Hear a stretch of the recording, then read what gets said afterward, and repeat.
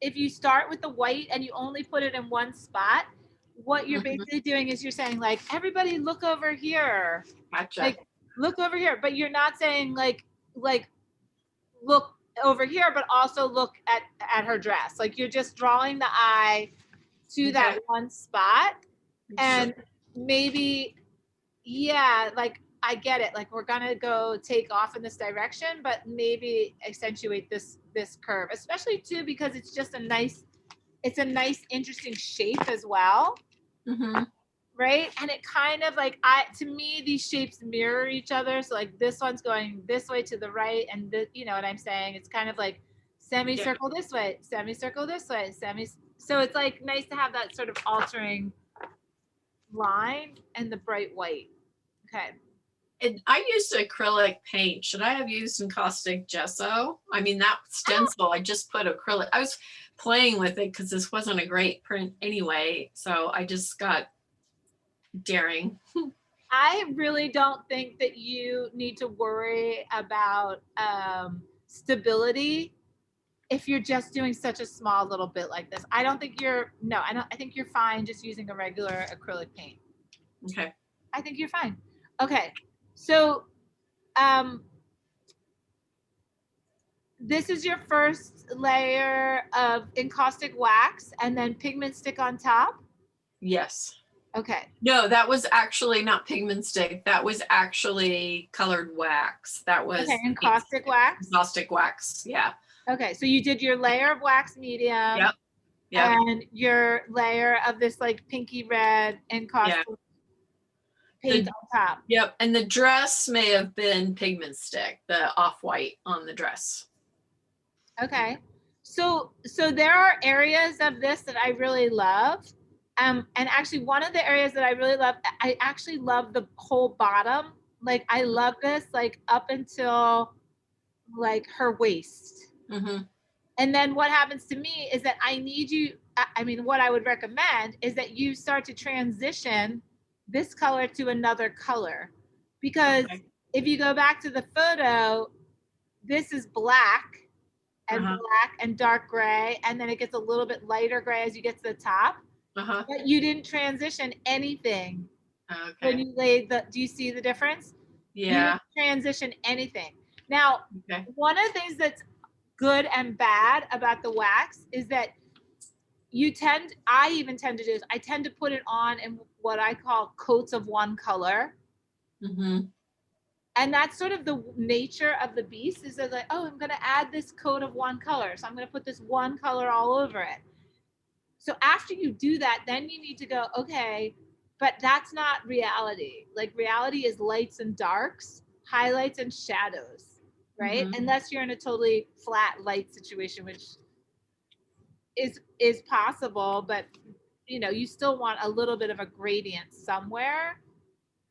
So you could have taken this piece here and left the bottom and just lightened the top by scraping off. Or lighten the top by adding light gray or white to the pink as another layer on top of it to make it contrast the bottom. Right? And then the second thing you could start to do is think about where is it going to be sharp in terms of the photograph, and where is it going to be blurry. So right now, the only thing that to me that looks sharp is like this circle and this circle. And like maybe under her armpit right here. So like, are those the most important parts of the picture that you want people to be paying attention to? Yeah, I see what you mean. Yeah. It's like, probably not. You probably want people to see her face. I mean, I definitely think this arm is important. And what I really like about the way this piece is right now is that all I can really recognize is her arm. And that to me is kind of about gesture. It's less about a portrait and more about the like sort of tenderness and sweetness that she's like holding onto her dress, and like you know, just sort of feeling pretty and sort of showing off. Like, this is the sweet spot for me right here. All right, so I know you added another layer. So your answer to your situation was to add another layer, right? Yeah, and that was like another layer over the whole thing with the wax, and I just tinted it a little because I wanted it to be a little bit warmer. Yep. Um, Right, but again, like I wouldn't have warmed it if you did like half. If you mhm, like warmed the top but mhm, didn't warm the bottom, that would have created some contrast between the, mhm, these two areas of light, right? That the top is lighter and the bottom is darker. This kind mhm. of worked for you, making this lighter up here. And this looks fine. I mean, everything about it looks fine. But again, like, why would the bottom be light? The bottom Yeah, needs to be darker than the yeah, top. So after you went to this place, you could have taken a pigment stick or acrylic paint. You could have really taken any type of paint and sort of just added back the darkness with a dark magenta or a black or a brown or a dark blue or a dark gray, just to mhm, kind of give it some sense of reality of three-dimensional, right, of 3 dimension. Because, and again, this is still my favorite area, mhm. and I love that being the favorite area. I like that being the narrative element of the piece, but I feel like it's just too much all one color. Yep. So and then this one you added white, Mhm. which is great, and it looks like you shaded it. How did I you shade it? I used a pigment stick. I just Yeah, thinned it out with some medium. yeah, and I think this is working really well. I think this is working well. I just still don't think that all of these four corners should Yeah. be should be equal. Okay. And I don't know, again, like, you can make up any answer for that, but when I think of all four corners of a picture being equal, I think of like looking through a circle into like a scene, that I'm like looking at. Do you know what I mean? Yeah. And if that's what you want, that you're like seeing her as if you're looking through a telescope or into like, like a snow, you know what I'm talking about, that Like kind a of like, vignette. Yeah. yeah, like, then this is working. If you want it Okay. to look more like you're in the same time and place with her, Mhm. you need to sort of add something here that grounds her in the Okay. foreground and allows this atmosphere to happen either behind her or above Okay. her. Okay. And But I I have not used a heat gun on that yet to have all the layers fused. Okay, so you should have been using a heat gun, like, you should have used the heat gun here, Okay. here, and here.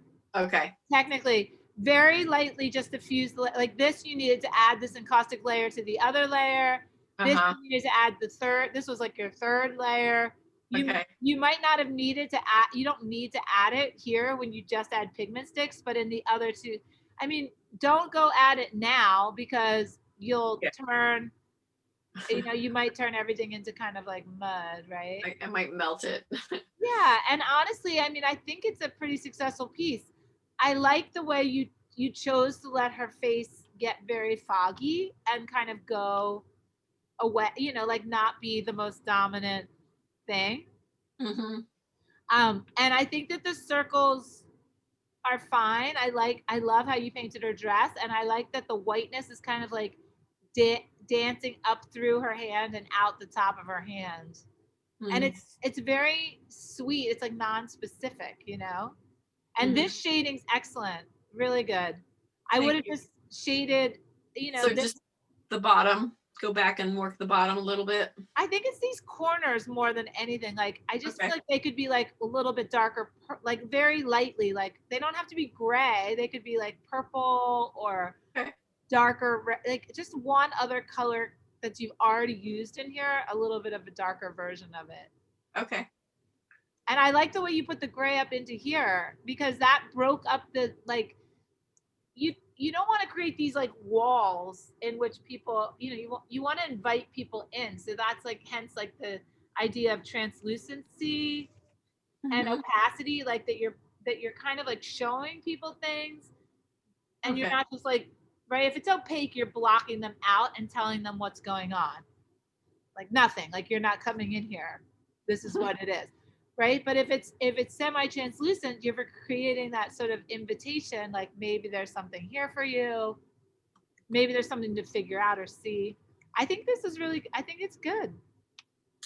Thank you. I just, until I did this piece, I was still, this put me out of my comfort zone. Like I was still like just practicing on paper and on canvas, and I wasn't really,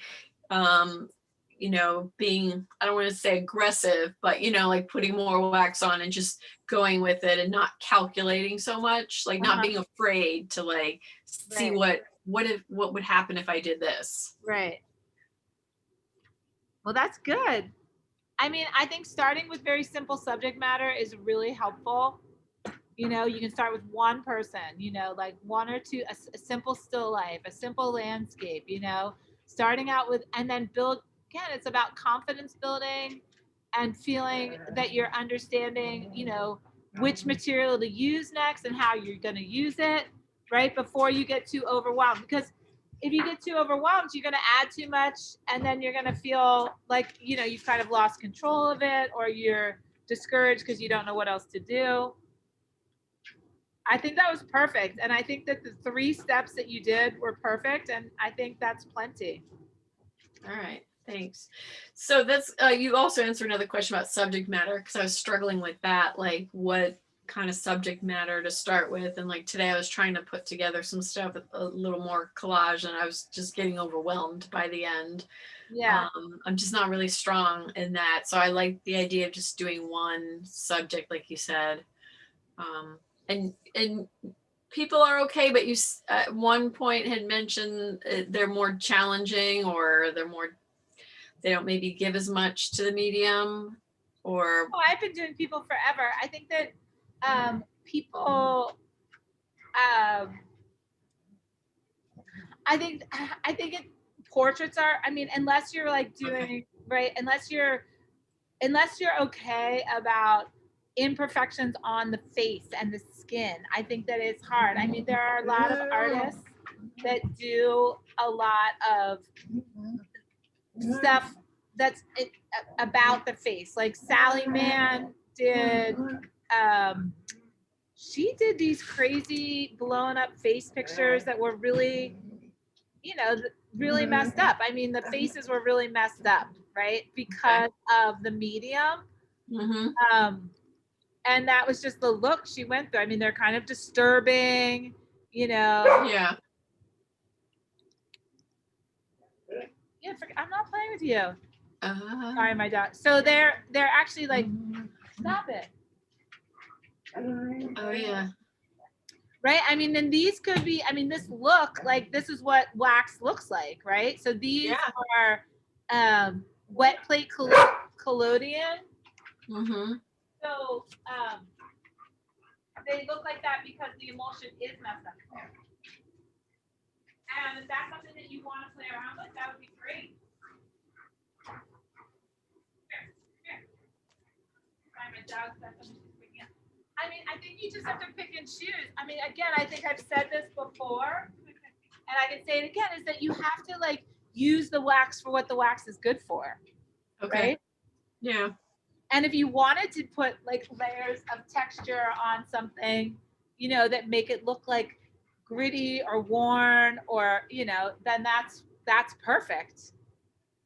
If it's going to upset you, or, if it's going to be like, oh, it's hard to get the wax to act perfect, because we're manipulating it, and it's, alchemistic, and it's, organic, and you're brushing it on, and it's going from hot to cold.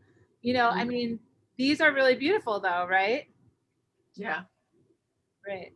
So she's embracing, and she's specifically using this medium. I mean, if they were super sharp digital photos, I mean, I still think they'd be beautiful, but maybe not as beautiful. So in this particular case, this medium is adding more beauty to the subject matter.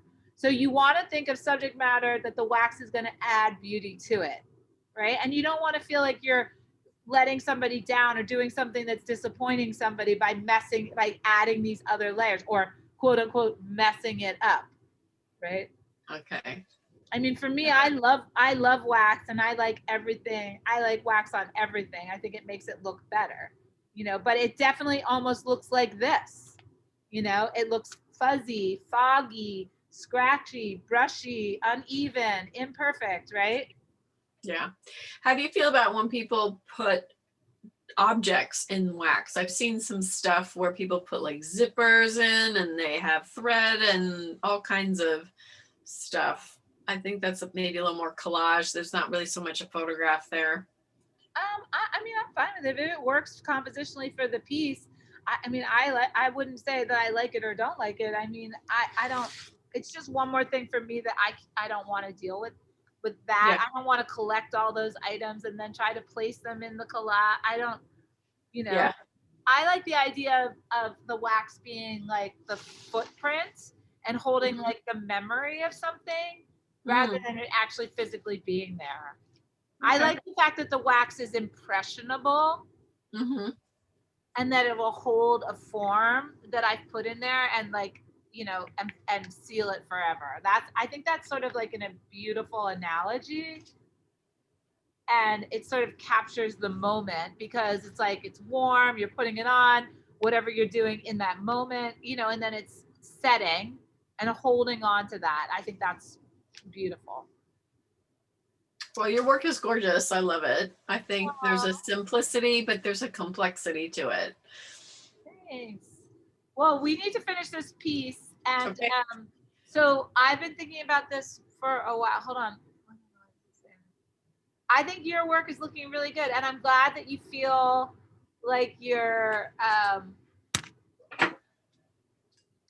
whatever, getting the hang. Do you feel like you're getting the hang of it, or? Yeah, I'm getting less scared of it. Yeah. And the other thing I've appreciated you talking about is just the art of it. It's you're not just teaching us the mechanics of it, but the art, like looking at the composition and the balance and all that and trying things.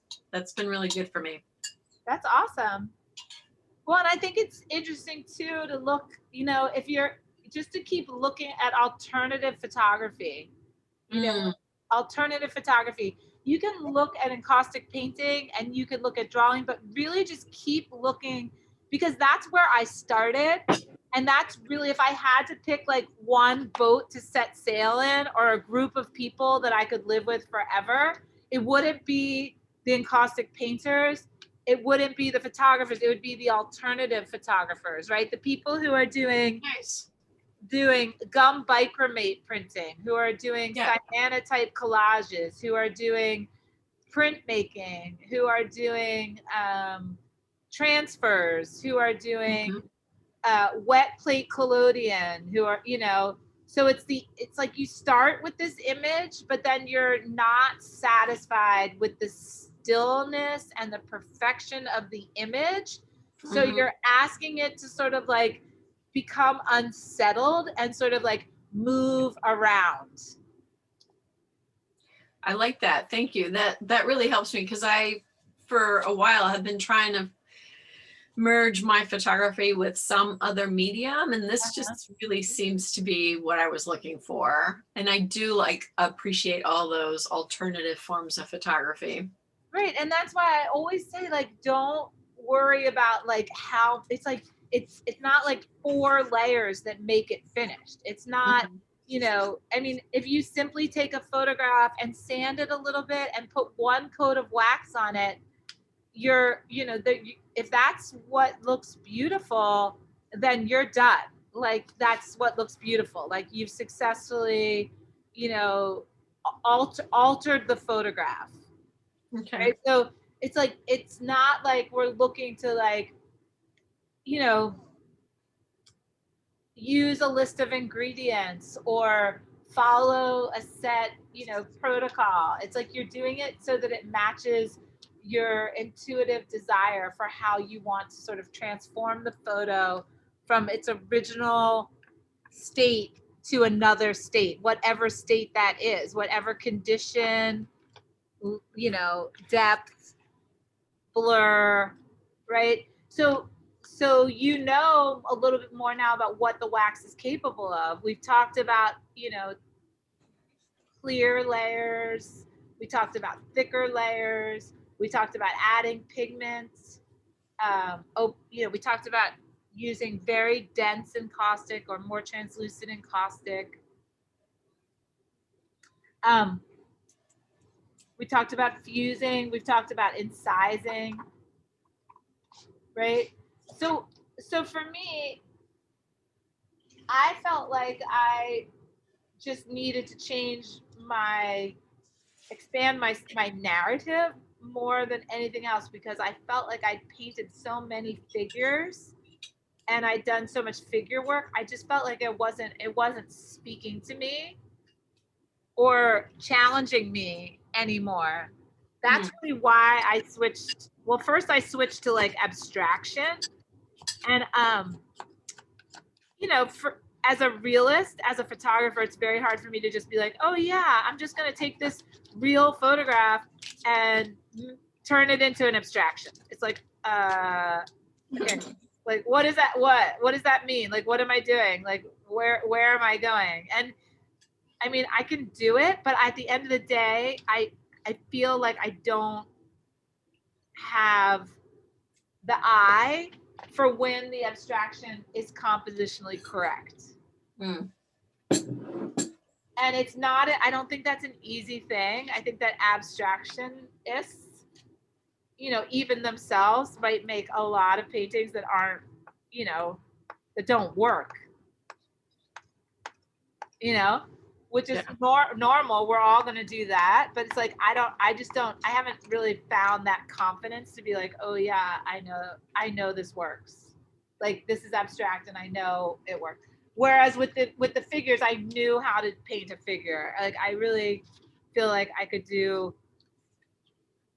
anything, you know, with encaustic and figurative, whether it was collage or abstraction or realism. So that's why I kind of switched to the floral, because I think you just don't, you just can let go a little bit more. And it can be a lot more about shape and color and sort of just like, it could be about a lot less, and maybe in a weird way have like more meaning than a person, because a person at the end of the day, it's still going to be some story about another person, right?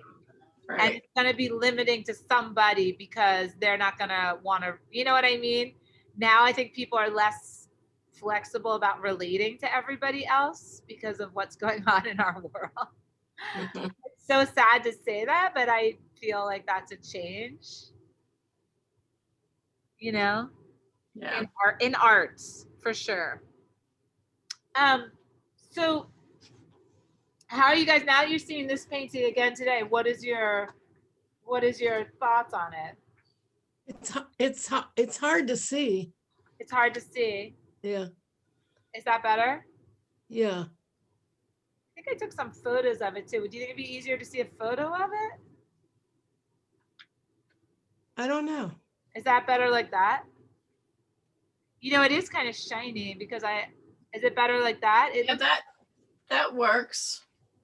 So the area that I'm struggling with is this area. Yeah. Everything else to me is pretty perfect. And I was going to just put the final touches on it, which for me, and actually this could be for both of you too, is that after you kind of get a couple coats of wax on it and you've kind of done your like thingies, you know, the things that you like to do, whatever those thingies are, you sort of do hit like a wall where you're like, all right, well, what do I do next? And so for me, the final touches is usually the pigment sticks, or just a little bit of a pan pastel. A little bit of what? Or a little bit of a pan pastel, like maybe just like a toning color. Okay. Like, so, because really, like, I'm very happy with the surface. Hey, Jen. Hi, I'm so sorry. Somebody was at our house and I lost track of time.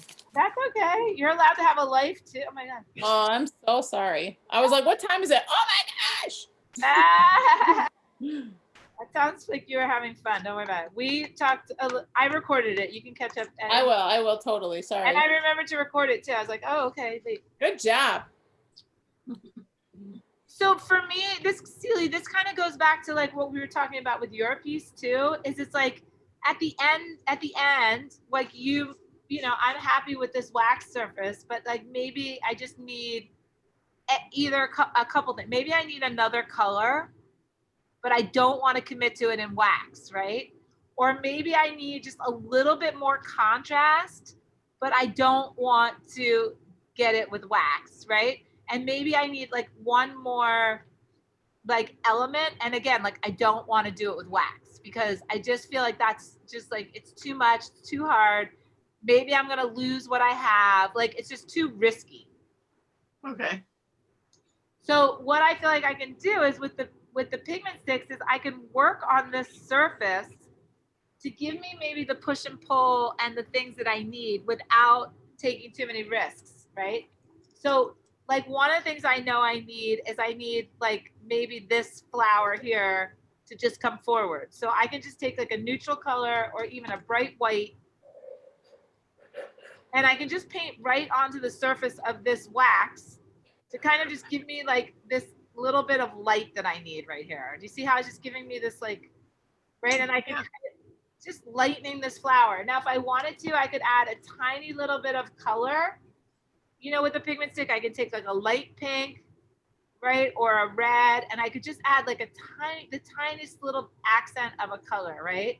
I kind of like that this piece is so monochromatic, and I don't have to overpaint this flower. It's not like I'm going to go and like, oh, I'm going to paint a flower in here. I'm just like going in what I already have and just maybe lightening it a little bit and then blending, right? But it's just going to give me that little bit of like the painterly feel that I like. And it's going to give me just a little bit of pop. I also know there's this thing about like surface. So this is my top surface. This is the surface that everybody's going to see first. So if I separated these surfaces, they'd be like lined up like this, right? Like if I pulled them apart, I was like, oh, this is the outside surface. And then over here behind these 3 or 4 other layers is your photo, right? So the top surface, I like to be smooth and sort of painterly and soft colors, right? So that's why too, like I use these nice, you know, beautiful pigment sticks on the surface. And I can kind of go, oh yeah, I want a little bit of like a pink in there, right? I could put like a little bit, and you'll get to know these colors, but these pigment sticks, I mean, are just so beautiful. Like I could put a little bit of green over here. So these are like, did you ever do any photography with like gel lighting? Yeah. Okay, so this is literally like putting a gel light, right? So I'm shining like a little greeny yellow gel light in here. It's like literally so nice. It's like just a little effervescent glow, right? Yeah. Right? And it's just totally atmospheric. I could put a dark color in here, right? To kind of give me a little, make the white pop forward. So, and I'm not going to overpaint this, and I'm not going to use these paints like paint by numbers. I'm just using them to kind of like, just to kind of give me that nice little extra. It's almost like putting like makeup on your face, you know? It's like at this stage of my life, I just need a little, you know, I want a little glitter in my eyebrow. I want a little blush, rouge on my cheek. You know, I just want my features to just kind of like pop a little bit so that you're not looking at like, you know, everything that's really going on. You know what I'm saying though? It's kind of like, yeah, I get it. and they're so, these paints are just so lovely. Like, you know, you can put a little darkness somewhere, you know, and I'm not over painting it. I'm just kind of using them. And also because these are sort of like liquidy and your surface that you're painting on is hard, they can kind of like go, they could sneak into like the cracks and kind of show off the actual surface of the wax in like such a cool way. So like over here, I did do some drawing, like I drew a couple lines. So if I wanted to show them off, I could like fill the cracks, right? And then I could just kind of wipe this off. So I can kind of add too much and use like a removal tactic to kind of take this off, right? So I'm gonna put these like dark lines in here. Okay, and then I'm gonna kind of like rub, like I'll just rub it off. And hopefully it'll stay in there. Oh, see how it's kind of, now I have like this line drawing. Yeah. So again, How long does it take for the pigment to dry completely? it depends on the time of year and your climate, but generally like, like a couple days, a week, depending on how thick you use it. I mean, I'm using it very thin here, and I'm basically putting it on and wiping it off, you know? So it's not really like a lot. But again, like if I wanted to leave, I mean, this surface is just so beautiful to paint on. I like that. And it just really kind of gave me that pop I was looking for. I still don't know what to do with this area. So part of me was thinking about, like, what if I just actually stamped, like, what if I had put like I feel like I need another flower here. Like, what if I stamped this flower on here? You know, like, why not, right? Yeah. I'm gonna try it. Now this too, because you're on this like top surface, you could do trial and error. Like you could put some things on here and decide like, oh, I don't like it. Oh. And you can literally just wipe it off with like turpentine or a paper towel. So that could be kind of interesting. So this is pigment stick on a rubber stamper. So, and then I could blend it. I'm just gonna play around with this idea. I'm not sure, but I did think of this as an idea. I'm about to do too, I'm teaching a jelly plate printing class, and I'm about to do some image transfers. Has anybody ever done that? With the plate or a different kind of image transfer? I did. I'm gonna do image transfers with a jelly plate, which is basically like this rubbery plate that I'm gonna put paint on and hope that it transfers. I love those because I think you can get really sophisticated, but also I've done like we do Valentine's with my kids, like my little kids at home every year with the jelly plate. So I love the range that it has. I know the jelly plates are so fun. I mean, I almost feel like they're like you guys probably feel like there's so many choices. It's kind of hard to pick, like to know like which layer to do. You're like, wait, I'm gonna do this layer. I'm gonna do this. Yeah, yeah. But it's just fun experimenting, and some things turn out better than others. Now that line, this particular flower is not really working for me. I'm not getting like enough of a form from it. So I'm just gonna wipe it off. I did want to try it, but again, like it's not really answering my need here. I still have a need, but I don't know how to answer it. So you guys agree that I definitely need something over there? Yeah, I think so. I know. So it's hard sometimes to know exactly what you need and then kind of how to get it. I'm super happy with the way this whole side looks. I mean, I just don't think I could do wrong over here, but the other side I just can't do right. So that happens. I just have to think about it. It'll come to me or not. I do think I had the right idea about adding something else. I could add another like heavy flower stencil. And you got to remember though, I didn't really have anything there. Remember, I don't know if you guys remember, Celia, I wish I had the whole series of collage, but do you remember what that actually looked like?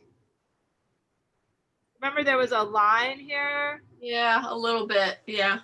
And this was basically like nothing. It was nothing over here. So it's kind of like hard to make something out of nothing.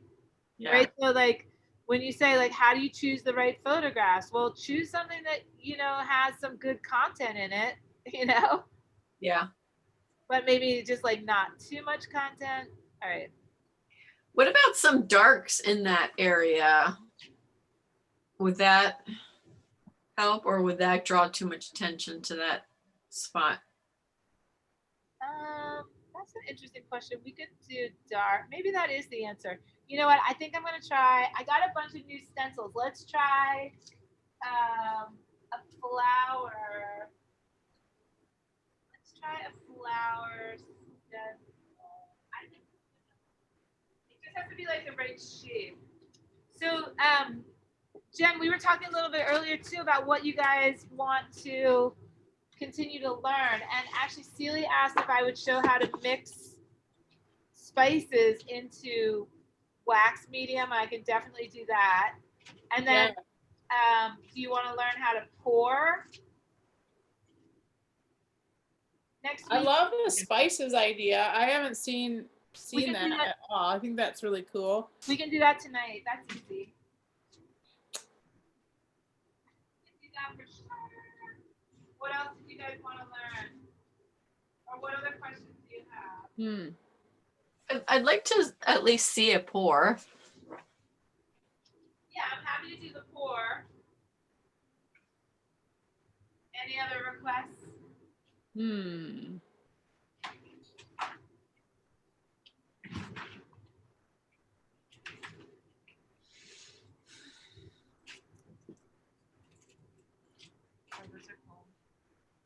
trying to think. Let me think.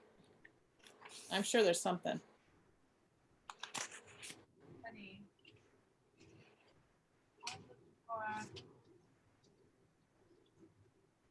It's hard to use stencils because they're so literal, right? And sort of like what I'm doing is really like not literal. Right. Like I literally, so basically like my whole thing is sort of like starting out with something literal and then abstracting it.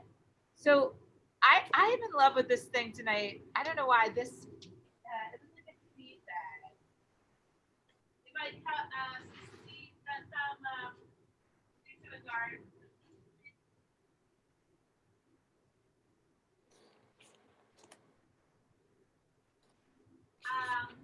And yeah, I want people to have like a flower. I want to be able to have like a floral form here, but I don't want to use like a such a sharp stencil.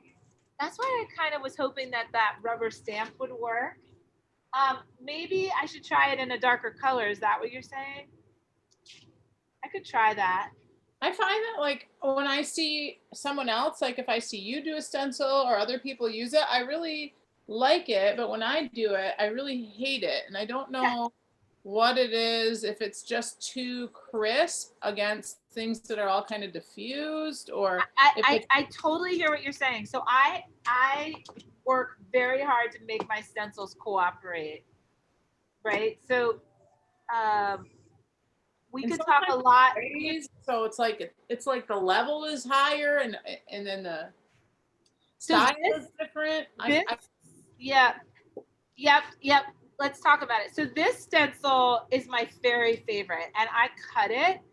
I don't know where I got it, but it's just the most beautiful stencil because it's not hard plastic. Like it's not like this. Yeah. Right.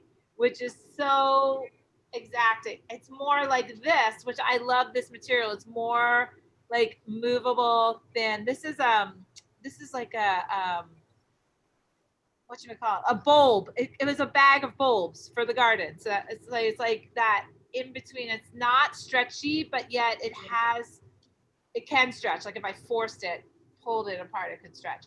This is not stretchy, but it's very beautiful, and it's not your regular stencil. It's kind of like it's closer to a plastic lace, right? And it's a great form. It's just like a really great form. So I'm going to do it. I think I'm going to do it like Celie said in a dark color, right?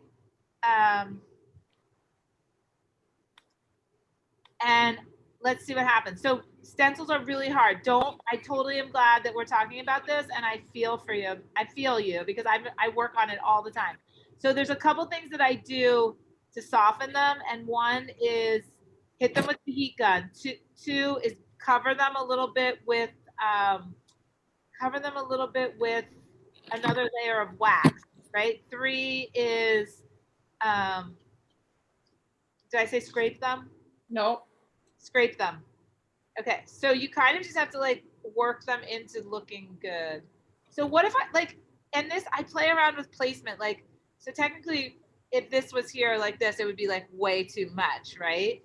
But if it was there in like a way that it was like behind or sort of hidden, then it could be interesting. So I agree with you, it should be a dark color. So let me get a dark color. I'm gonna get a couple of them, right? I think that stencil's beautiful too because of the intricacy of it and the I way know, how it's very different than the others. I know, and it's such a shame because, like, you know, I don't have no recollection of where I got it, and I've had it a long time. But I think you can find stuff like this more in like the fabric textile world than in like the arts and crafts world. So, that's green. That could be nice. Do you find when you're looking for stencils that you want the positive or the negative, or you don't have a preference? Do you know what I mean? Like, These are the positive where it's cut out and they become Yeah. the positive. This is the negative, right? I like both. you do? Okay. Yeah, I couldn't really say one or the other. But probably, I mean, this is my favorite stencil, so this is the negative, right? Yeah. Yeah, I guess I like the negative. All right, so I made this kind of like greeny, browny gray, right? So I used my mud. I'm gonna dilute it too because I don't want it to be too heavy, right? So again, like if I don't want it to be too heavy, I want to put a lot of wax medium in it, right? So it's more like watery, like watercolors, right? Yep. I Do you don't heat the wax up at all to get the not gonna heat the wax up at all. No, no. Okay. I want it to be hard and flat. Okay. And I'm gonna just go and so what I do too is I dab this paint on. I don't brush this paint on. Okay. It's very important. I'm depositing it in brush strokes. You see that? I'm not trying to brush this. Okay. So it's like I'm literally like tacking it. And again, you could switch the color to, like if you're going around in a circle, you could make it darker on one side, right? And also I don't put too much paint on there at one time, right? So, but I do a little bit of paint, but I do a lot of mud and medium, right? And so I think too, putting the paints on in like very translucent glazes helps a little bit. And also the way I'm putting it in there by dabbing it is I'm just filling the stencil. Right? I mean, honestly, like it kind of looks so beautiful just like on here like this. I did just add this same color pink over here. So it's like the pink is really making sense. And Celia, I think that was so smart, actually, what you said of going in a darker color, because it's going to give me the texture I want, but without like pulling away from this really beautiful area, which is light. So good choice on that. Like good choice on adding the dark color. And I could make it a gradient too by adding a little bit more, darkness towards the bottom, right? And remember, I did that with the underpainting too, right? So this could be a little bit darker. And like here, I could make this a little bit lighter. So remember how we use the pigment sticks sometimes to make the paint a little bit lighter? Right, if I didn't feel like going, so we could go a little bit lighter over here, which would be nice. It's still very gray, but that's okay. I might add a little bit of this color somewhere else. All right. So the other thing about the stencil is after you have it, you're going to definitely let it cool. You can always take a pottery tool and kind of like, push it. You can always do a little bit of the debossing aspect too, right? You don't always have to cover the stencil, right? So I think it's always nice to do a little bit of this debossing where you're pressing and removing, right? So this is another way that I make the stencil look more like an integrated part of the surface. So I'm pressing and removing, right? So I'm pushing the stencil like into the wax and rubbing it a little bit. So I'm definitely like working at this. It's not like it's just an on and off, And I'm moving the wax around. So maybe I'm like thinning the wax a little bit. Did you see how I like took quite a bit of that wax off? Yeah. I'm kind of manhandling it, right? And you're gonna see a difference between, where I did that.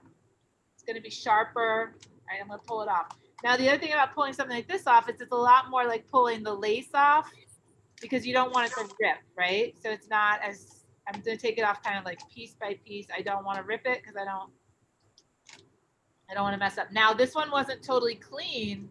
So what's gonna happen is I'm gonna get a lot of little things in it, which then I have to decide what to do about them. All right. So it's pretty contrasty to the right, which is interesting. So I have like this super almost like flat, you know, really sexy surface, you know, with these soft flowers. And now I have this crunchy, messy area over here. So I kind of knew this would happen, that I knew that anything I added would kind of be too much, right? But I added it anyway because I was like, all right, if I mess it up, I can fix it, right? So that's kind of the attitude you sort of need to have with this work too, is that like, oh, I was afraid to add it, so I added it, and now now here I am, right? And now I messed it up, so what am I gonna do? How am I gonna fix it? So you have to go through sort of your lists of, you know, problem solving techniques, and you have to just pick one that you, for whatever reason, figured is gonna work for you, or it's worth trying, and you're gonna do it. So the first thing I know I need to do is fuse it, right? So that's gonna be my go-to, and let's see how that works. What if you like put it down and you're like, oh hell no? You would just scrape it off, right? Not Oh, hell no. No, probably not. You know what? If you go ahead and put it on there, let's just say that you've kind of like committed. So I wouldn't just go, oh, hell no, because I think that's too abrupt of a like let's call that a knee-jerk reaction. Uh-huh. So rather than have a knee-jerk reaction, I'd rather try to make it work before I give up. Okay. Okay, so here I am making it work. So that's what I kind of said too. Like, I'm having that knee-jerk reaction, like, holy shit, I don't like this, but I'm gonna just try to make it work. So I'm gonna fuse it and see if I like it better. So what the fusing is gonna do is it's gonna expand this whole design and flatten it. I guess when I think of fusing, I think like, oh, that makes it permanent. Is that, I can still get rid of it, right? Yeah, you can still get rid of it. No, you're just trying to make it better. Fusing is going to be your first attempt at trying to make it better. Okay. And then you have to sort of like go through your mind and be like, why don't I like it?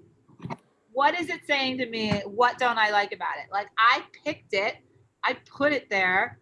Why don't I like it? So, and then maybe you like parts of it, but you don't like other parts. So honestly, there are a couple parts that I like. And there's a couple parts that I don't like. So I know that I don't like any of this. And I actually just really don't like any of what's being too defined. So what I'm going to do is I'm going to try to soften the definition, right? So I'm going to have to go to my scraping tool to soften the definition. And so I'm just going to start at the top. And I think you guys heard me say this many times. I'm going to say it again, is a lot of the beauty that happens for me with encaustic is when I'm scraping back, right? So it's never going to be like it was before because I added all of this. But as I'm scraping back, I should start to see something new and beautiful that I like, right? If you don't, then you just make attempts to change it. I was gonna say the same thing, and when you don't. And if I don't, then I have to make it into something. Okay. Right? I sort of have to make it. I have to make it work at this point, right? It's kind of like when you adopt that dog and that dog isn't exactly what you wanted it to be, but you can't take it back to the pound, you know? So you start to work with it and train it and, you know, teach it to be a better dog, right? That's actually who was at our house tonight when I got distracted, was a dog trainer. So you have a problem dog? She's a young, big dog, but she's getting better. Yeah, they're nightmares. Yeah. My dog didn't get good until like last year. And she's 8. It took 7 years of hell. 7 years of hell. But we changed her food. That helped a lot. Oh, nice. Great. What kind of dog do you have, Leah? I have a large golden retriever black lab. She's a mix. Nice. Yeah, she's awesome. Now she's awesome. She was a nightmare.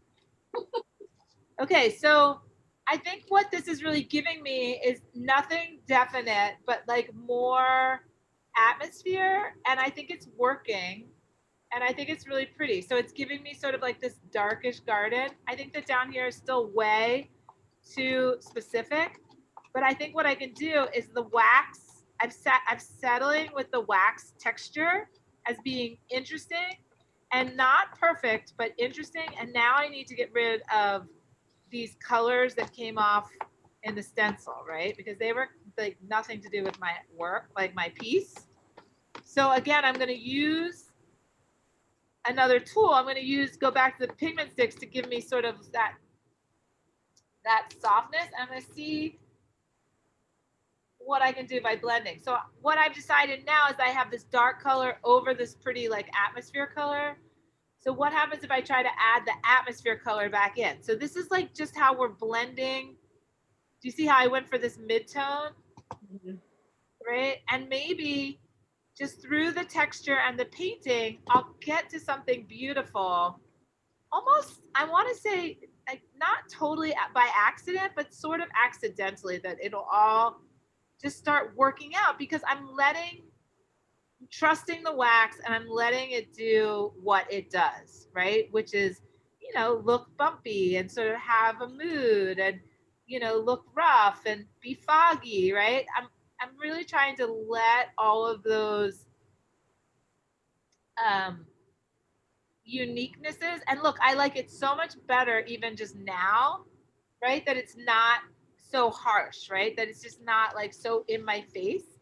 So I fused it, I scraped it back, and now I'm rubbing the pigment sticks into it, and I'm just gonna kind of let it settle and blend. I'm blending it, right? So I'm using some of these dark colors. And again, I'm only using a couple colors. I've used these same colors before. I'm not trying to do anything crazy. I'm using like a little bit of off-white, a little bit of gray, a little bit of purple. But like really, I think it looks really kind of neat. It's almost like it's like some type of reflection of what's happening on the other side, right? And it's giving me like a little bit more than just that dead space that I had. And I'm not trying to be over specific with it. I'm just really kind of enjoying this texture, and I'm not thinking too much about what it all means, right? And I think that is sometimes like the hardest thing, is because like you start these pieces like, oh, this is my photograph of this beautiful flower setup I did, or this is a photograph of this gorgeous little girl and she's so pretty in her dress. And like we get all these attachments to what the imagery is about, and what it represents. And then we put this medium on there that's just like, I don't know what you're talking about. I'm just going to do my, what I do. I'm going to, and how do you blend the two? So it's like a lot of letting go, and these, like just these blending techniques that I use of scraping, fusing, painting. I actually really like it. I think that was botanical enough to not like be like left field, but yet it's loose. It's like obscure enough to just be. It's like something really out of focus. It's like a dark, really out of focus thing, How did you learn to let go and to also just let the wax do its thing?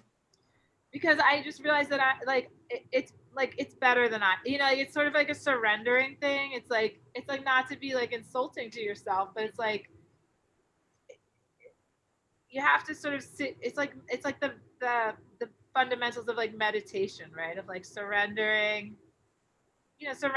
like and seeing it for what it is, like not trying to be the boss of it. Mm.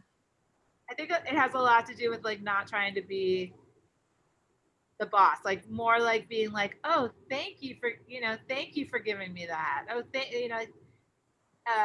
more, I think it's a mindset of gratitude than control, right? Okay. Because if you have a bunch of like, and if you do have a bunch of like preset ideas of what you think this should all look like, or in what the wax should look like, then maybe you really need to like really do that. Like do that a bunch of times. Like figure out what that is, that specific thing that you need, right? And then try to do ones that are not specific. Like, do you know what I'm saying? Mm-hmm.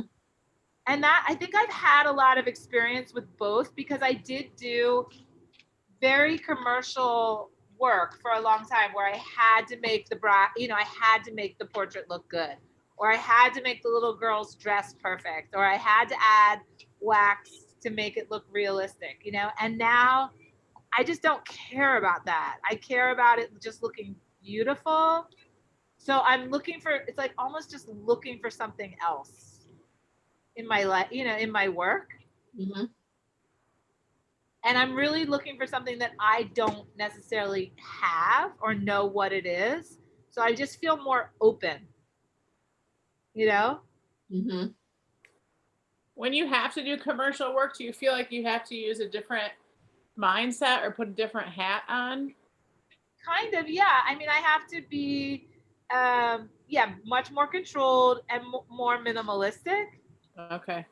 Yeah, and I just wouldn't try to go further than, one coat. You know what I mean? I would just, because I know when you go deeper down the rabbit hole, you're going to come into more, unknowns and more obstacles. You're going to take more chances, right? You're going to be more free. And two, like in the beginning, if you want to stay closer to the photo and more in control, there's like nothing wrong with that. I mean, and again, like get a couple techniques under your belts, so that you feel more confident. All right, so I'm getting like happier with this. I have this thing about my fingerprint now. I'm really happy. I feel like it's kind of evolved into something sort of unexpected, and yet I kind of like it. It's a little bit busy, so meaning that it just has a lot going on now because I added all that texture. So I can think about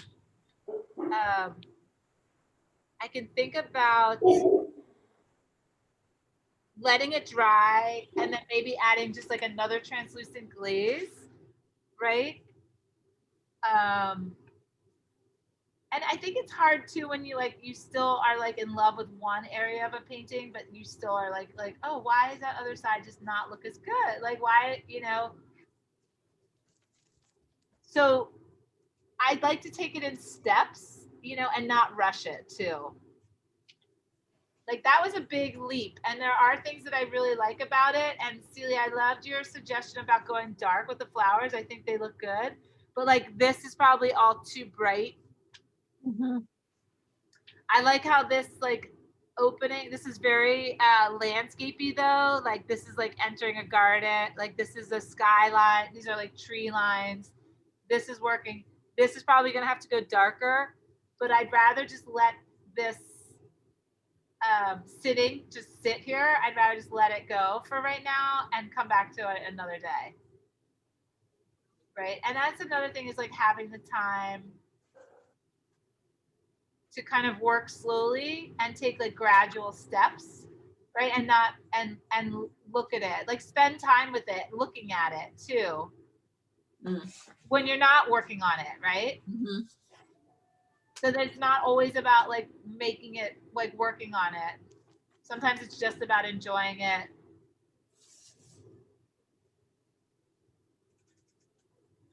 I think if you're only looking at your art when you're working at it, that's not really fair. Like you need to spend that other time with it too, right? One of my photographer friends said that was pretty much his rule, is that he would print something and put it somewhere where he was going to see it every day and look at it every day and not do anything, but just think about it. And then when he was ready, he would make a decision, you know, was it going to go bigger? Was it a good idea? Was it printed well? Was he keeping it? Was it going in the trash?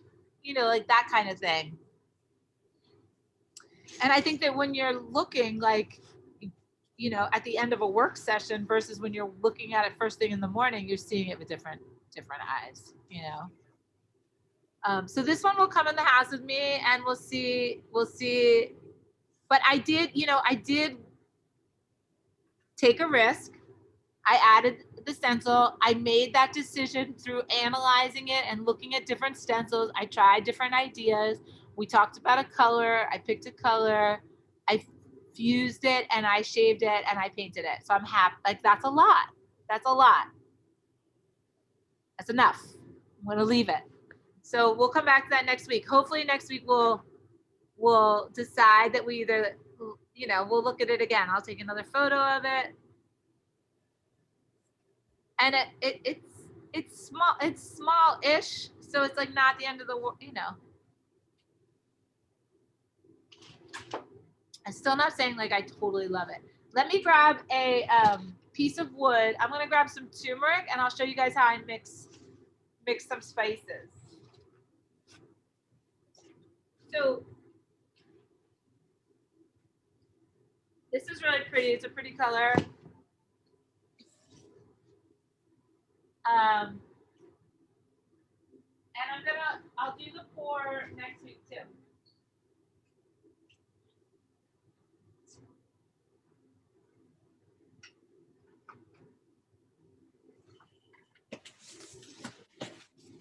So cool. So I have a nice bright white board so we can really see the paint color. Look at that, a nice bright white board just sitting around the studio. How awesome. Perfecto. All right, so I'm gonna sand it down a little bit. So I think it's a good idea, you know, when you're starting out manipulating your photos for photo encaustics too, is that every once in a while you just paint with the encaustic, right? So you take that time to just do encaustic painting, whether it's like a small board or on paper, you know, so that you're not always using it in reaction or in conjunction with your photos. And I kind of realized that as like an epiphany a couple of years ago, and it really helped me a lot to sort of think about what my go-to techniques were or my intuition was telling me to do with the wax without the photo, right? Because for so long I just done it on top and I was always trying to kind of negotiate myself and control the wax to make the photo look good or the way I wanted it to look. And I was like, wait, well, what does the wax do? What does just the wax do? Or what do I do just with the wax? So that can be a really fun exercise. And maybe you know, do some type of drawing or collage, you know, on a board or stencil. I mean, you know, some type of imagery, like we could even do, like I could just do something very botanical. And like Celie said, you know, you can do it simply with a little bit of acrylic paint too, you know, like it's not going to be the end of the world if you use a little bit of acrylic paint on these under the wax. It's going to be okay. So this is actually just black acrylic paint.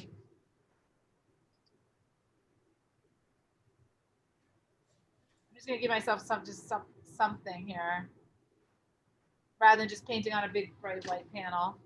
So I'm going to use the stencil.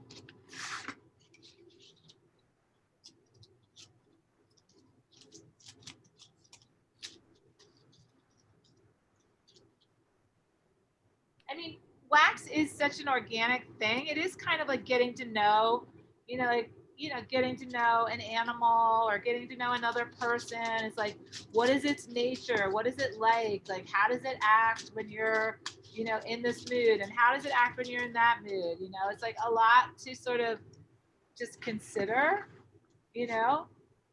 and learn about.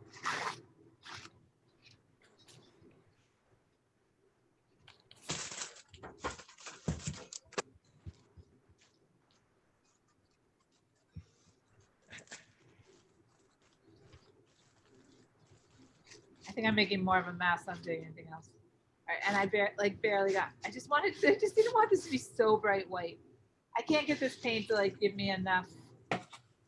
It's not giving me, and this stencil is fairly difficult because it's so like bendy. You know what I mean? Here, I'm just gonna do something easier. Especially with that paint. It's like it's not having it. So it's like totally being. It's totally not behaving.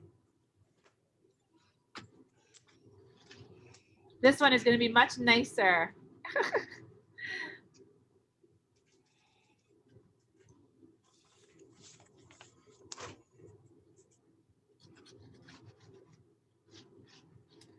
I mean, and sometimes too, I mean, at this point with my photos, you know, I've sort of had to really get over all of those all the ideas that my education gave me about how important the photos were and the content, the composition. And I sort of have just had to like force myself into letting a lot of that go, you know, and then trying to look at the photos as whether or not they were going to be good with the wax. And that's like that's really, so when you guys like ask me that, it's like, for me, it's a lot about lights and darks and form now, whereas before I would have chosen photos that had specific content, whether it was narrative or, you know, beauty. And sometimes I would even pick photos just because of like how hard I worked on the photo shoot. You know what I like? There was a lot of decisions being made for a lot of different reasons, you know, or just attachment reasons. I mean, and in the beginning, when you first start working, you really, you should work on images that you know you really love, right? And maybe images that you're really familiar with that have worked for you in some other way, you know, like your favorite couple. Right. So I just put this stencil on here just to give me something, and I just heated it up a little bit so that the paint would dry. I'm gonna put, this is wax medium. I'm just gonna put a little bit of wax medium on here.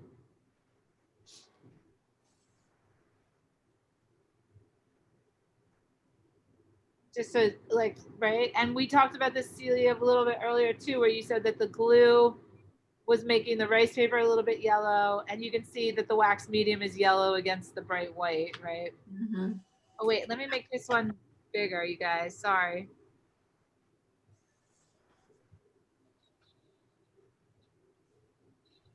Is that bigger? Is this the biggest one for you? It was the biggest. Was, yeah. Not anymore? No.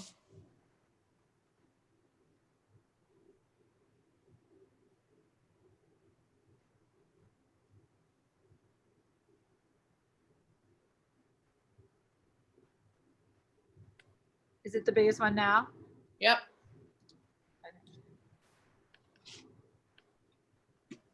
Okay, so this is just sort of like this is just my step every time, right? So I put the wax on, even like if it's just a base coat like this. What's the next step, Celie? I like to just have fun and put it on however I put it on. Then what's my next step? Fuse it. Yeah, and then what's my next step? I pretty much go through these every time. Like I just pretty much do this every single time. Let's just say that this is like just 1, 2, 3, right? Okay. So you can control, you know, how much every single time. I brush it on, I fuse it, I wait, and then I scrape it. I always scrape it with something, whether it's a pottery scraper, a razor blade. So this is a really cool tool I really like to use, this bendy scraper thing. Right, and you know I like my razor blades. So pretty much every time, right, this is how I'm sort of like acting with the wax. It's kind of like this consistent thing I'm doing every time. I'm brushing it on, however I feel, whatever brush I'm using, I'm brushing it on, I'm fusing it, I'm just say counting to 10, right? Relaxing, counting to 10. I'm looking at how beautiful it is, right? I mean, it's gorgeous. It's just gorgeous, right? Like it is. So I'm kind of going, oh, it was a little bit thick over here, so I could thin it out over here, right? Maybe there's a part of it you really like, you know, you just like the way it is, so don't touch that part, right? You can turn it if you want.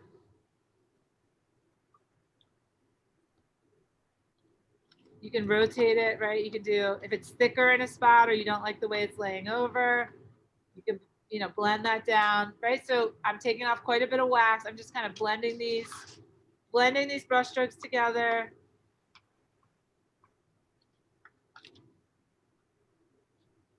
Okay. So I think what I'm going to do is I'm going to take a little white encaustic and actually make like a nice undercoating, which will make the turmeric look brighter.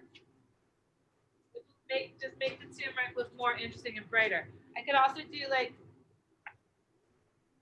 I have like a pinker layer, right? So sometimes it's nice to think about like what's gonna, have you ever worn like a totally lacy shirt or like a lacy dress? You're like, I could wear black under it or white under it or off-white, right? So whatever undercolor you use is gonna affect the overcolor, right? So you can always think about that like sexy negligee. And it's like, what are people gonna see through the holes that are gonna make that top layer look better, right? So, and I'm not cleaning my palette. I have a little bit of like, so here's like this is actually extra pale magenta, which I love to use. This color is just so pretty. And here's my white, right? And then I'm gonna always mix them with a little bit of my mud. And I'm gonna put these on fairly. So here's my mud, it's slightly brown.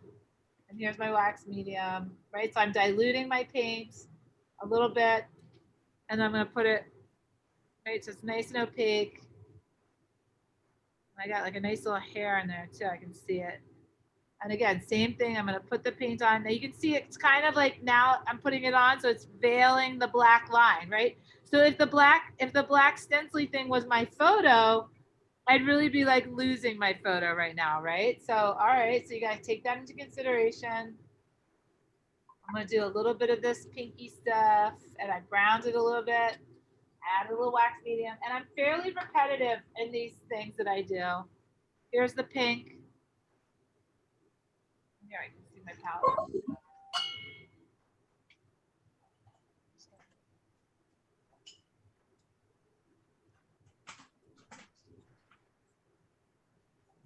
All right, here's my pink.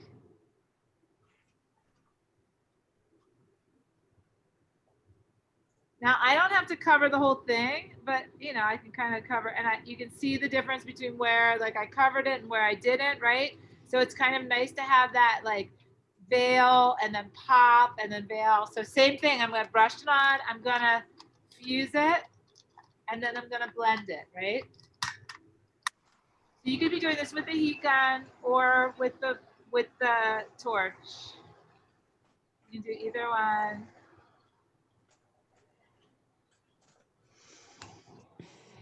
So the fusing expands it and makes it a little bit more transparent. Also gets it to like sort of integrate nicely with what's underneath it. And then I'm going to scrape it again. I'm going to try to find a razor blade. Hold on one second. I'd rather scrape it with a razor blade. So I always do these same things consistently, right? It's only when I want a bigger change do I change my pattern, right? So it's very consistent behavior, right? Gentle brushing, gentle fusing, gentle scraping, right? Until I get to a point where I want to do something more aggressive. So something more aggressive would be adding a stencil, drawing in it, scraping away specifically, revealing what's underneath, right? So it's kind of like you're gentle, you're just consistent, you're nice to be around, you know, it's the same 1, 2, 3, 1, 2, 3, 1, 2, 3, right? Okay, so here I am with the razor blade. So right, these are just nice, gentle techniques that are just making this surface look beautiful. Okay, so now we're gonna, and look, now you can start to see like, oh, it's opening up. It's making this beautiful pattern. It's showing me, I keep scraping right here. It's showing me my stencil underneath. Oh, it's so pretty. right? Oh, look, it's moving away. Oh, it looks great. I can see the design, right? And then something more aggressive would be like, oh, I could add another stencil on top. I could draw in it, right? I could remove a bunch of wax. So I could use a tool like this. I could be like, oh, I'm gonna get rid of a bunch of this. I'm gonna dig in here. Okay, so if I'm digging in here, it's with purpose, right? So it's like I'm gonna dig in here and I'm gonna go down to the bone and I'm gonna reveal this flower, right? There I am. Okay, so now it's popped out, right? So what this does is it brings the background from the back to the surface and makes it, it's like a hierarchy, right? So it's creating a hierarchy of from front to back, and you're going straight into the back, right? So if that was an area of your photo, you'd be like, okay, I don't want this wax in between us. I want you out here right now in the front row, right? So you're sort of like covering it up, and then bringing it back, covering it up, bringing it back. And then if you do something serious like that, you make those deep lines, and you might want to soften them, right? And if you feel like they're still too harsh, you could always add a layer of wax medium at any time in between these other colored layers. Okay, so I could add the turmeric to the wax medium. I could add it, or I could add it to the paint, right? So since I use this nice, I'm just sprinkling it on I'm just sprinkling it there on the hot plate, right? And I'm blending it right into the paint. So technically you can be using any powdered pigment like this. The problem with the pigments is that some of them can be very toxic when they're airborne. So you have to either wear a mask or be very careful if you're mixing pigments directly into your wax. But that's how they made this, that's how they make this paint, is they take the wax and the damar and then they put the pigment in it, right, to get these colors. So you'd have to look up somewhere, it's probably published, as to all of the pigments that make all the different colors. I don't know them all, but I'm sure it's very interesting. Anyway, you can use, spices, of course, like, so let's see what that, oh, that's so pretty. So that's, right? And then I could mix it.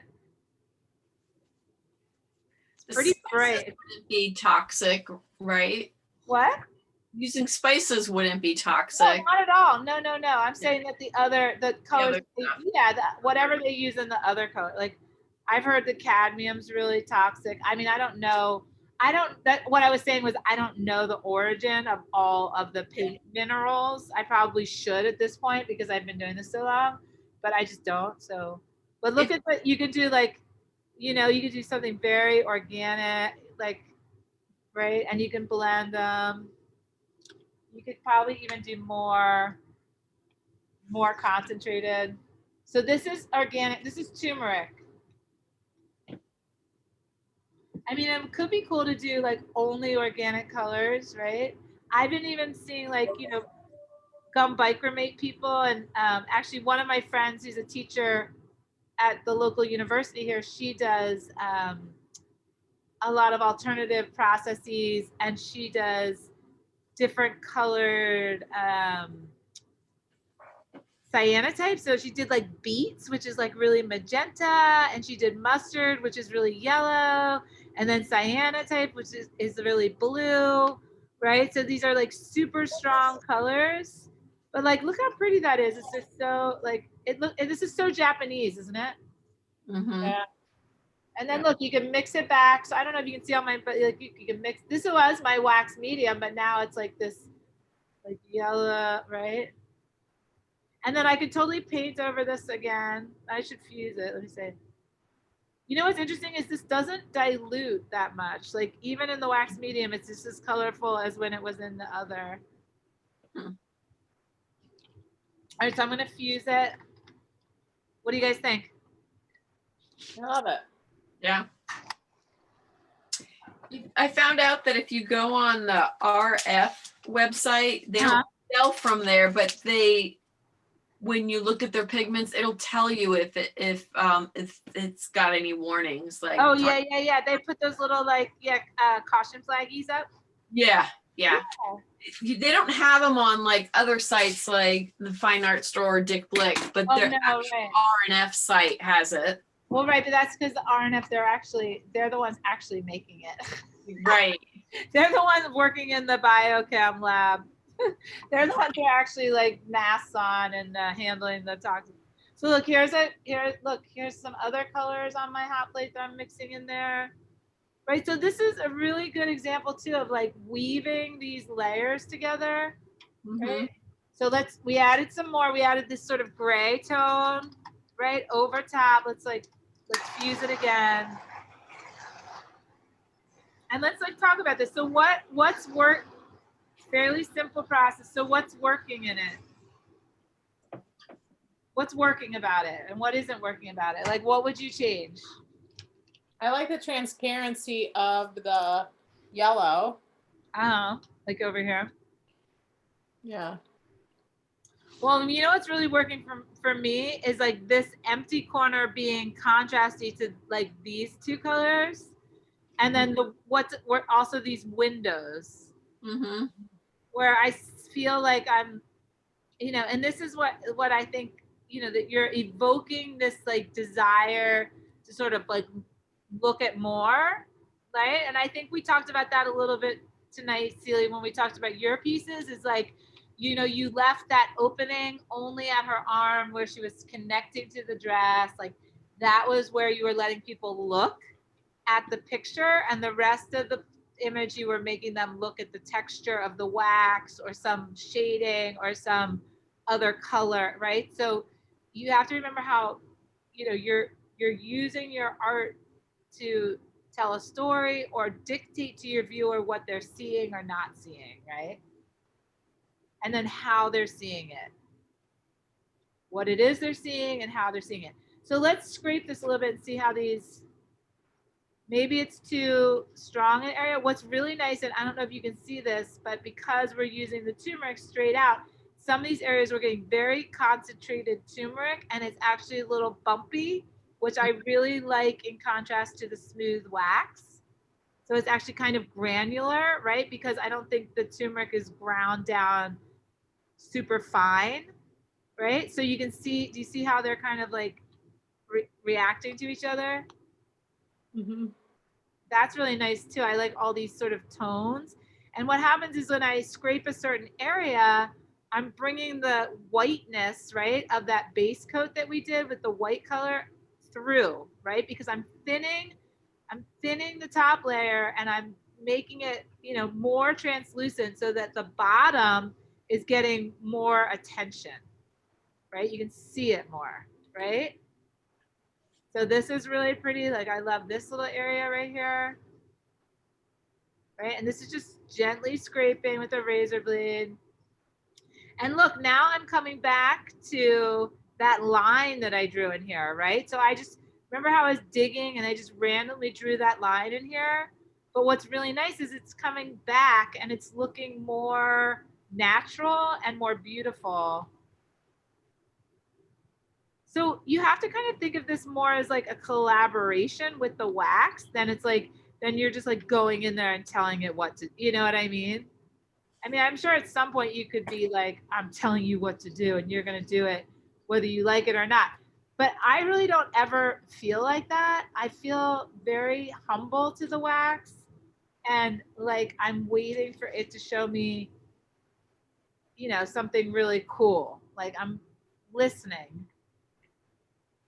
Oh, and look what's happening over here. So this is kind of cool.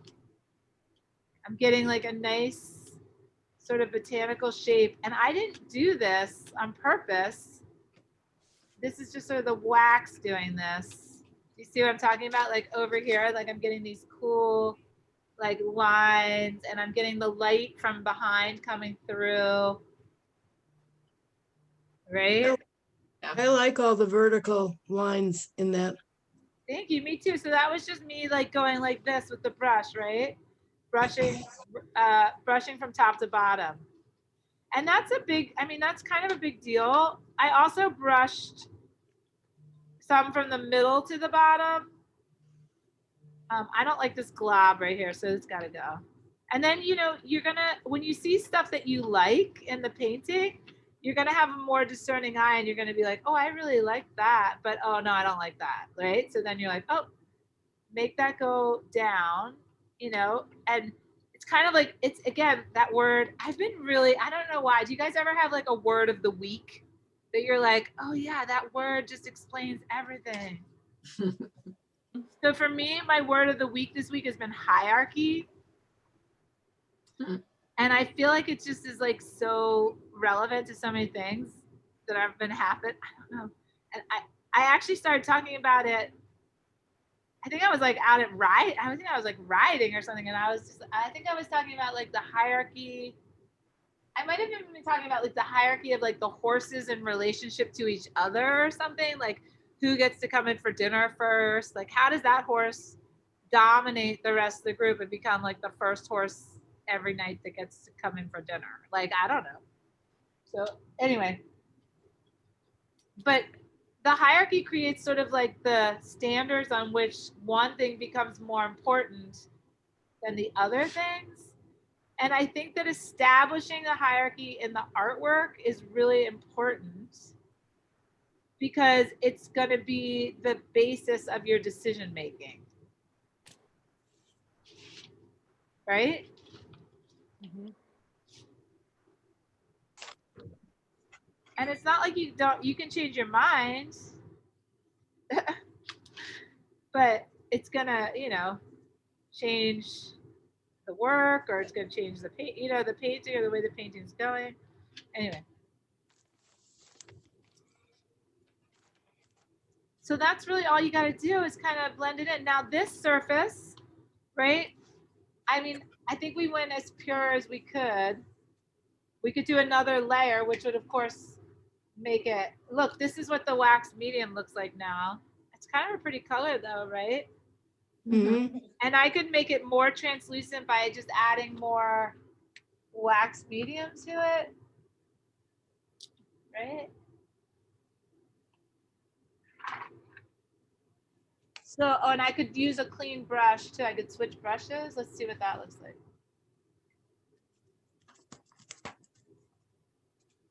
Oh yeah, so it's super translucent now. I just got rid of that white spot. So now it's more just like a wax medium layer. And I'm going horizontally instead of vertically, so that's a little bit different.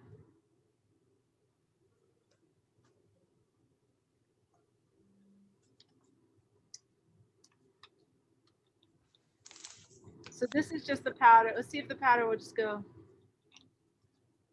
Oh, it smells so good. All right, so here it is, like right on the piece. Oh, it's making me hungry. I don't know how much this will stick on here. But I bet if I put this on here and then fused it, it would stick. It's always like, what about like sand? You know, you could put stuff in the wax, like sand. You could put grit in there. All right, so I think if I fuse it, it'll hold on to there, but then it's going to be bumpy. Let's try it.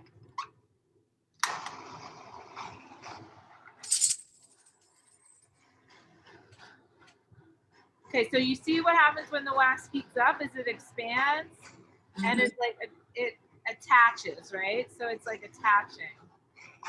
And it's funny, it's now it looks kind of glow, it's like green almost. So it's pretty much attached. Oh, it's in there and it's smooth. It's pretty cool. Right? Do you guys see that?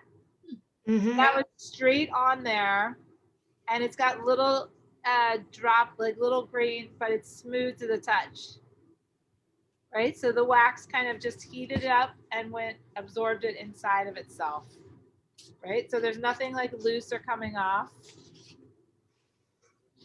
Okay. So I'm not gonna, oh, I could scrape it. Here, let's see what happens when I scrape it.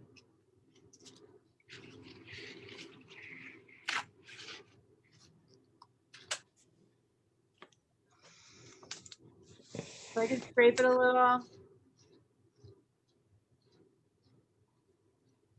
I often switch directions when I'm scraping too, right? So I go one direction and I go the other, right? So I can turn the piece, right? I'm gonna use the razor blade. I clean the razor blade. I never want to go back into a piece with a dirty razor blade, right? Whoop, doggy. Is that your big dog, Jen? Yep, that's the one. She sounds like a big dog. She is big. What kind of dog is it? She's a Greater Swiss Mountain Dog. It's like a Bernese Mountain Dog, but with short hair. She's Oh, wow. a big girl. Oh, look, I just made a boo-boo, but it's kind of nice. Okay, so I made a boo-boo by kind of going in too hard with the razor blade and kind of cut it. So now I'm just gonna kind of heal it. Oh, that was funny. Luna thought your dog was barking at her. Now she's barking back. So now I have a window and I don't really like it. So it's definitely a boo-boo. So I have to think about how I'm gonna fix it, right? So sometimes that happens, right? You make a mistake. You're like, oh, I don't like that. So I have to figure out how, now I think about how I'm gonna heal it, right? Mm-hmm. So I could go and, I think I'm gonna go and lay.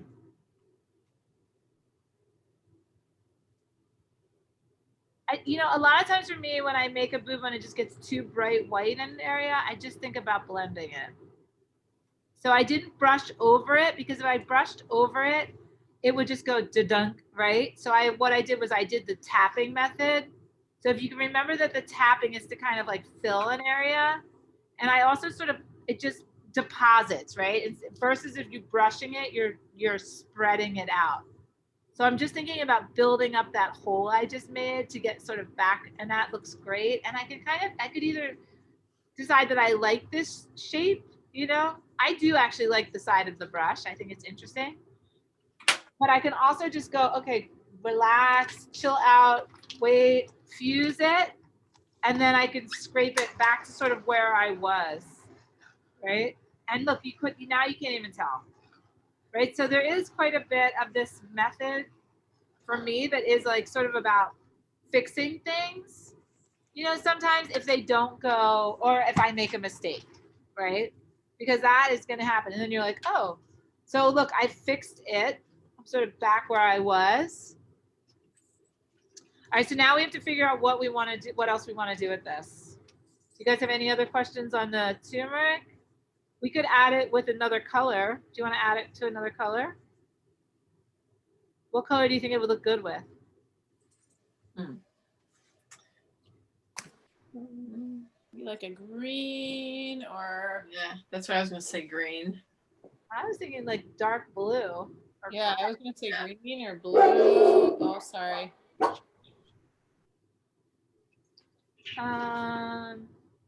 Girl.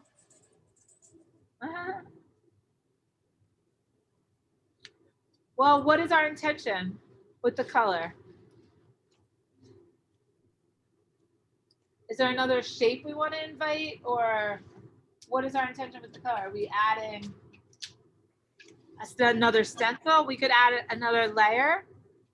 Like, what do you think it needs? Do you think it needs another geometric shape? Does it need a square or a circle? Like, Circle. So it needs circles. Okay. So I had the polka dot. So we could add dark blue polka dots, right? So again, these are like basic composition questions, right? So do they go over here or over here?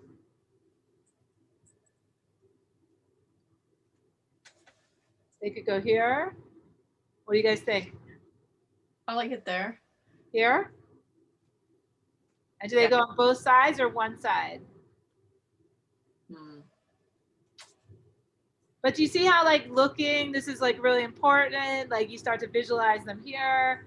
You start to visualize them here. At first I like them like up here. Further away from the subject matter. Yeah, further away. Yeah. I would agree. Like I think like over and then like higher or lower. Like I like that this is light. I don't want to put anything dark up here. So if I do circles up here, they're gonna be white. If I do circles over here and they're dark, I don't know if that's gonna work. I think dark circles, that would be a lot of competition with Yeah. this, which is already dark. So it's like, do I really want to add something else dark there? How You could about use, what? you could use violet. Violet.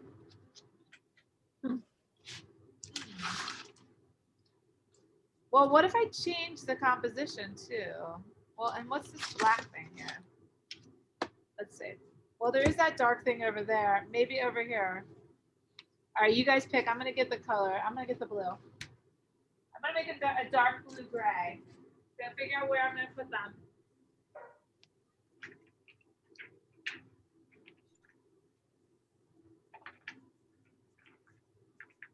All right, where am I gonna put them?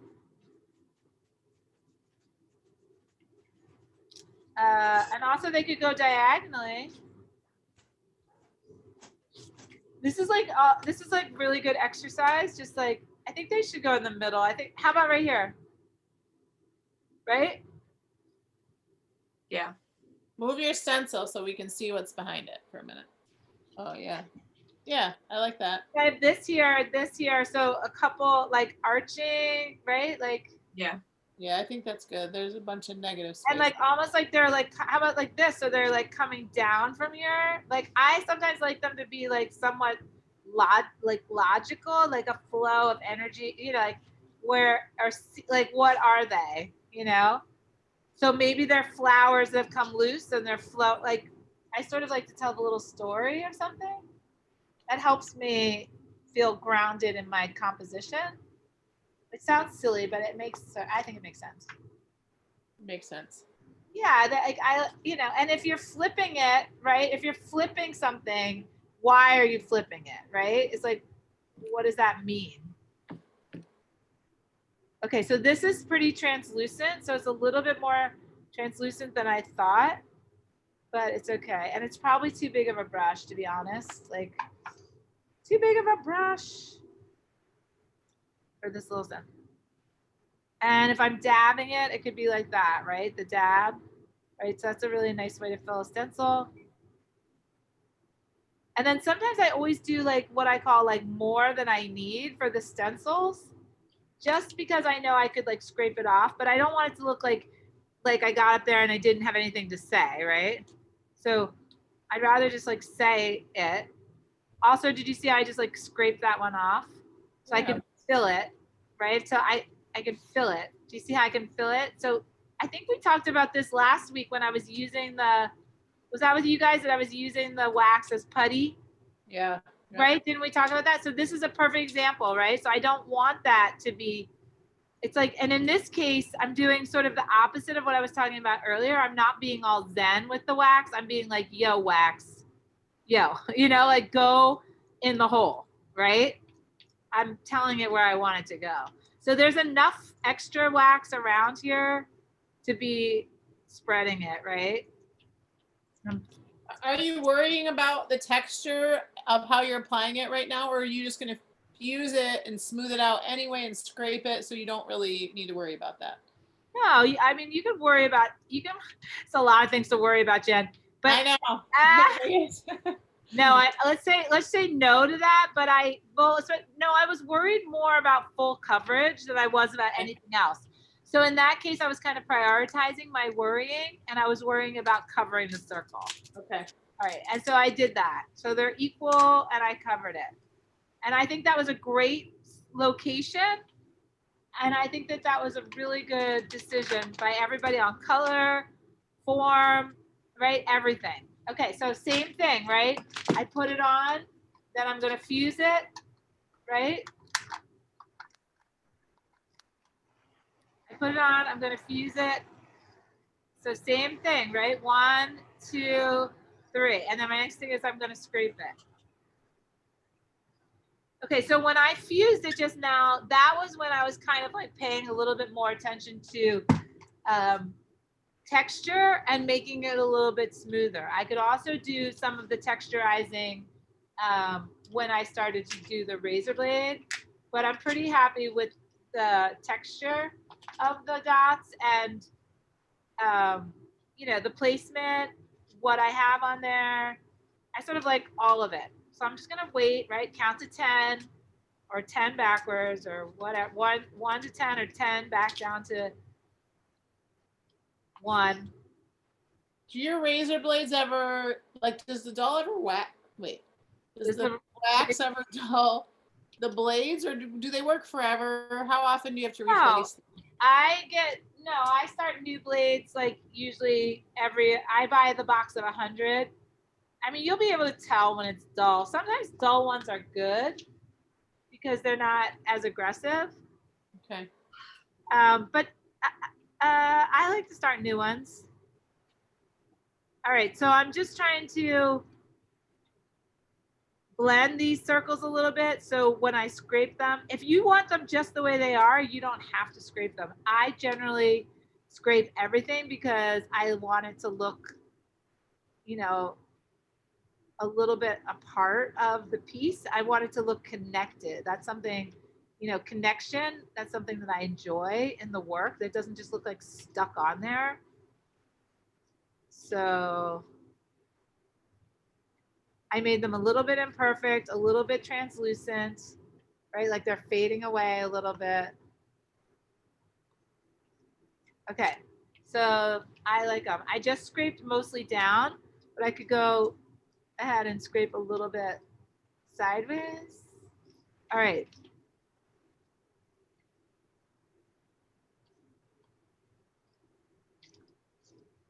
So what's next with our composition?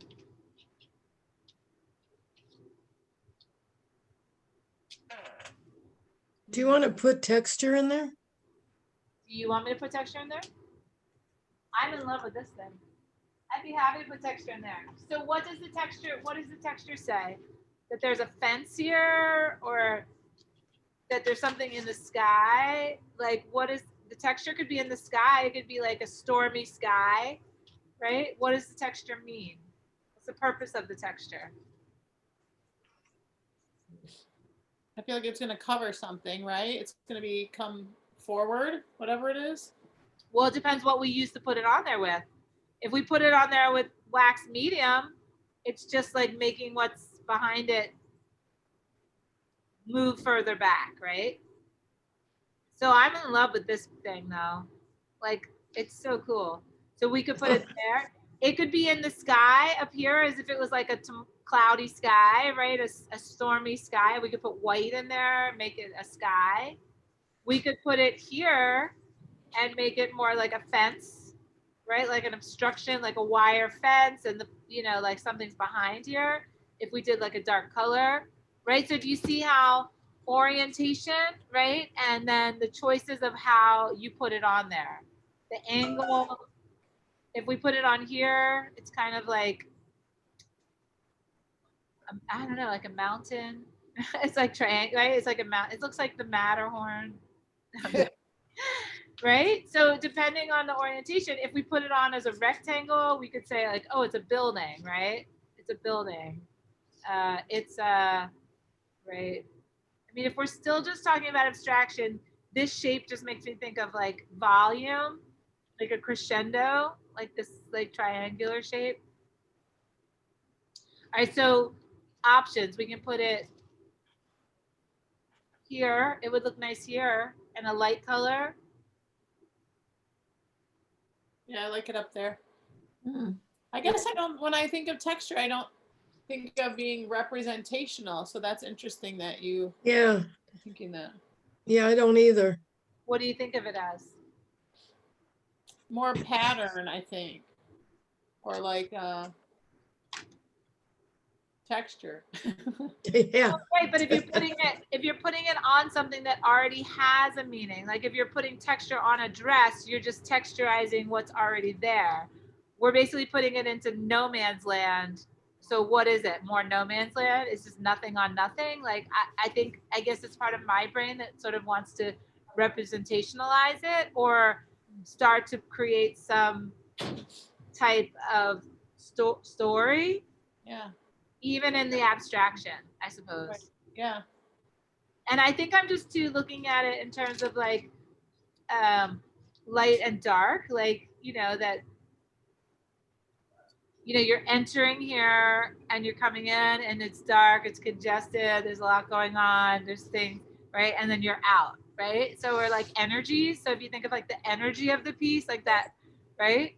And so, yeah, if you put a bunch of texture on there, it's something else that people have to navigate, right? Like an obstacle course. Mhm. And it could be anywhere. I mean, it could be right here on top of everything else. It could be here. I guess I don't think of, it doesn't have to represent something. I mean, but I feel like I want to draw parallels. I love this curve too. It's very like, Yeah. I kind of like it here, like hanging off this flower, and then it just becomes more part of the botanical, right? So let's do it there. And what color? So we have dark over here. We could do light on top of the yellow. You want to do light? Sure. All right, let's see what it looks like.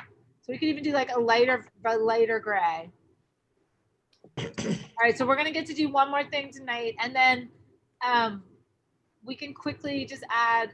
We could work on this piece a little bit next week. Not that it's even like. So this is gonna be pretty opaque. Let's see. Let's see what it does. It's beautiful. That I'm in love with this thing. So I just kind of I want to dab it because I can see these holes coming and I want to capture the holes. So by covering them, I'm going to capture more of the holes. And I think because I'm putting that all over there, I'm going to put some of that over here, right? Just so it doesn't look so stuck on over there, right? I'm going to use a little bit of this color up off my hot plate and I'm just going to blend it a little bit. All right.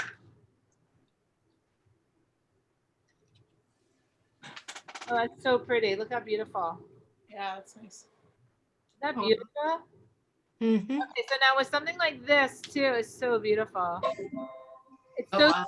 ceramic, right? It's like very, very ceramics. Yeah. Yeah. Fishbone and like really, it's really beautiful, right? Yes.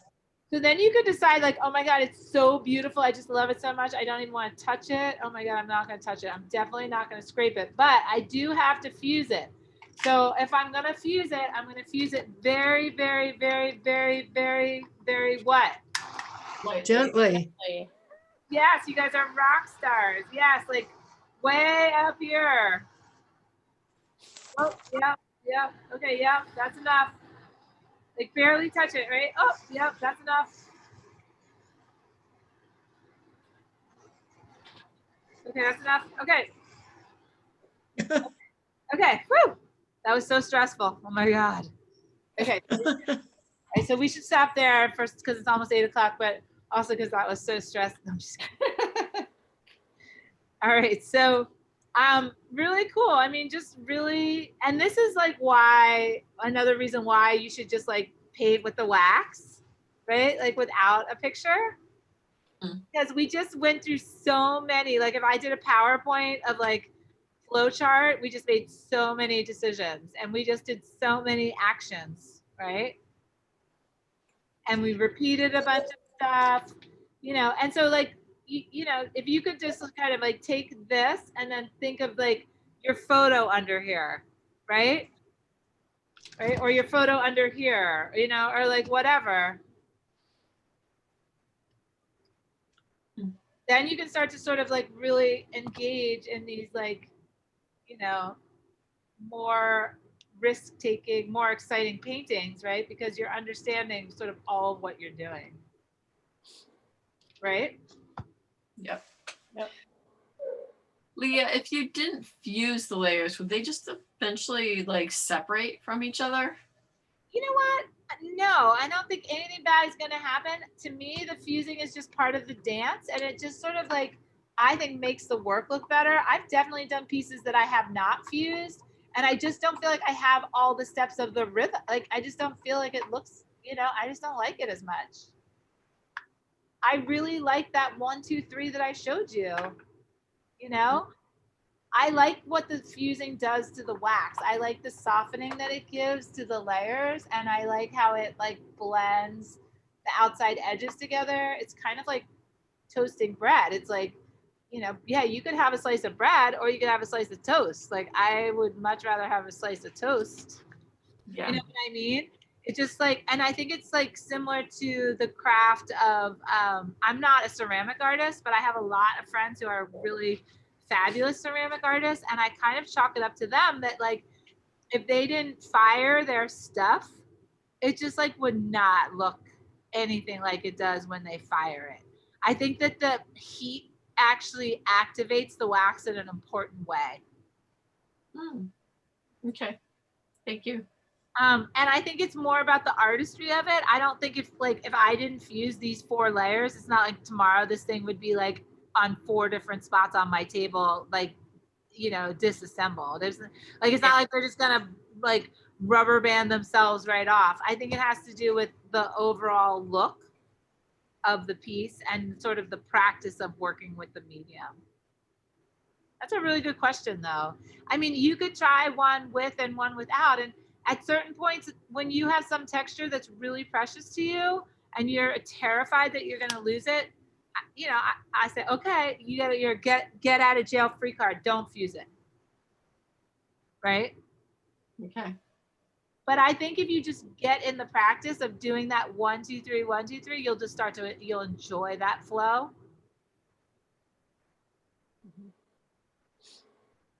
And it is like more correct.